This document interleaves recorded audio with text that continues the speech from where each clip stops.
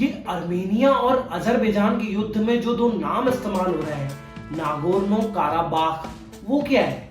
Nagorno Karabakh, जिसे आर्टसक के नाम से भी जाना जाता है, दक्षिणी काकेशस पर्वत श्रेणी में एक पहाड़ी क्षेत्र है। इसे अंतरराष्ट्रीय स्तर पर अजरबैजान के हिस्से के रूप में मान्यता प्राप्त है, लेकिन इसकी आबादी मुख्य रूप से जातीय अर्मेनियाई है। इस क्षेत्र की अपनी सरकार है जो अर्मेनियाई के करीब है, लेकिन संयुक्त राष्ट्र या किसी अन्य देश द्वारा आधिकारिक तौर पर मान्यता प्राप्त नहीं है। इसी क्षेत्र के लिए काफी युद्ध हुआ, क्योंकि अर्मेनियाई जो ईसाई है और अजरबैजान जो ज्यादातर तुर्क मुस्लिम है, दोनों इस क्षेत्र के साथ गहरे ऐतिहासिक संबंधों का दावा करते हैं। दोनों लोगों के बीच इस क्षेत्र को लेकर संघर्ष एक सदी से भी अधिक पुराना है।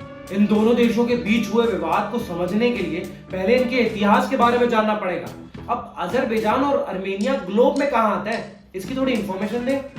बिल्कुल, देख, अगर अजरबैजान की ज्योग्राफिकल लोकेशन की बात करें तो ये पूर्वी यूरोप और पश्चिमी एशिया की सीमा पर एक ऐतिहासिक और भौगोलिक क्षेत्र है। ये कैस्पियन सागर द्वारा पूर्व में घिरा है और वेस्ट में अर्मेनिया है। अजरबैजान की सीमाओं में नागोर्नो काराबाख का मुख्य रूप से अर्मेनियाई क्षेत्र शामिल है, जो 1988 से अजरबैजान और अर्मेनिया के बीच तीव्र संघर्ष का केंद्र था।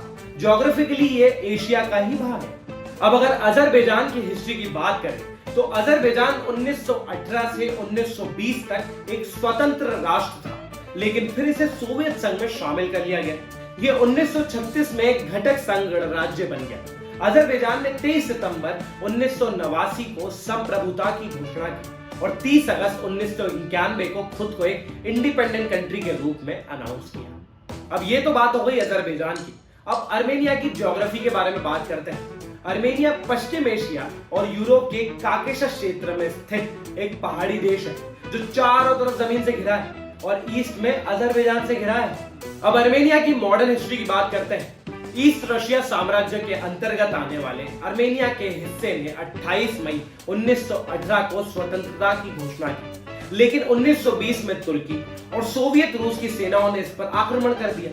सोवियत गणराज्य अर्मेनिया की स्थापना 29 नवंबर 1920 को हुई थी और 1922 में Armenia Transcaucasian Soviet Federated Socialist Republic का हिस्सा बन गया और 1936 में इस गणतंत्र को भंग कर दिया गया और अर्मेनिया सोवियत संघ का एक घटक संघ गणराज्य बन गया। अर्मेनिया ने 23 अगस्त 1990 को संप्रभुता और 23 सितंबर 1991 के दिन खुद को इंडिपेंडेंट कंट्री के रूप में अनाउंस किया।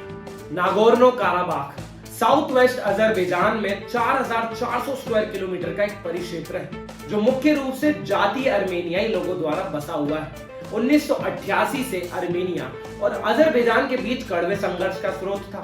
1990 के दशक के मध्य तक काराबाख अर्मेनियाई बलों ने साउथ वेस्ट अजरबैजान के अधिकांश हिस्से पर कब्जा कर लिया था, लेकिन 2020 में एक विनाशकारी युद्ध के बाद उन्हें उस क्षेत्र के अधिकांश हिस्से से हटने के लिए मजबूर होना पड़ा। ओके, आप समझ आ रहा है मुझे।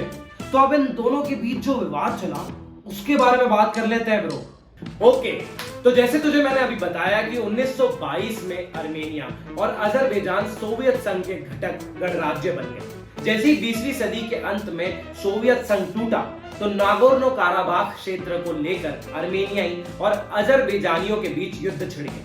यह संघर्ष 1988 से 1994 तक चला और इसके परिणाम स्वरूप लगभग 30,000 लोगों की मृत्यु हो गई और 10 लाख से अधिक लोगों को जबरन विस्थापित होना पड़ा।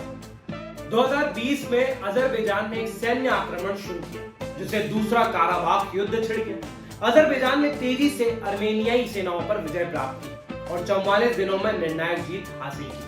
आसपास के 7 जिलों और नागोर्नो काराबाख के लगभग 1/3 हिस्से पर फिर से नियंत्रण हासिल कर लिया। इस संघर्ष में अनुमानित 6500 लोग मारे गए।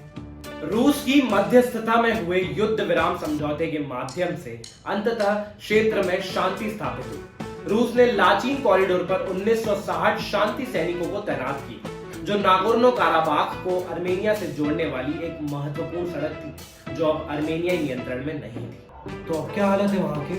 अजरबैजान ने पिछले महीने इस क्षेत्र को अपने कब्जे में ले लिया है, जिसकी वजह से अब अर्मेनिया नस्ल के लगभग सभी लोग ये इलाका छोड़ चुके हैं। लेकिन अजरबैजान का कहना है कि वो इस इलाके को फिर से अपने साथ शामिल करना चाहता है। और वो सभी नागरिकों के साथ बराबरी का सलूक करेगा। अगर अर्मेनियाई नागरिक रहना चाहते हैं तो रह सकते हैं, लेकिन अर्मेनियाई नागरिक वहां नहीं रुक रहे हैं। अर्मेनिया के प्रधानमंत्री के प्रवक्ता नाजेली बागदासारियान का कहना है कि पिछले एक सप्ताह के भीतर 1,417,000 शरणार्थी अर्मेनिया पहुंचे हैं। नागोर्नो काराबाख की कुल अनुमानित आबादी 1,20,000 है। और अब अर्मेनियाई लोगों का अजरबैजान की उस बात का जिसमें उसने कहा है कि अजरबैजान सभी लोगों के साथ बराबरी से सलूक करने के वादे को कोरा झूठा करार दिया। उन्होंने कहा कि ये सिर्फ प्रोपेगेंडा है, अजरबैजान का एक और फर्जी प्रोपेगेंडा। कोई भी नागोर्नो काराबाख में नहीं रहेगा। मतलब युद्ध विराम हो गया, लेकिन अब लोगों का माइग्रेशन चालू है। हाँ, और इसीलिए युद्ध कभी भी एक अच्छा फैसला नहीं होता है, बस आखिरी फैसला होता है। समझा? अब आप सब भी युद्ध को लेकर अपनी राय हमें कमेंट सेक्शन में बताएं और वीडियो को लाइक और शेयर करें ताकि हमें ऐसी और खबरें लाने का मोटिवेशन मिलता रहे। और हाँ, इंडिया लीडर यूट्यूब चैनल को सब्सक्राइब करना ना भूलें।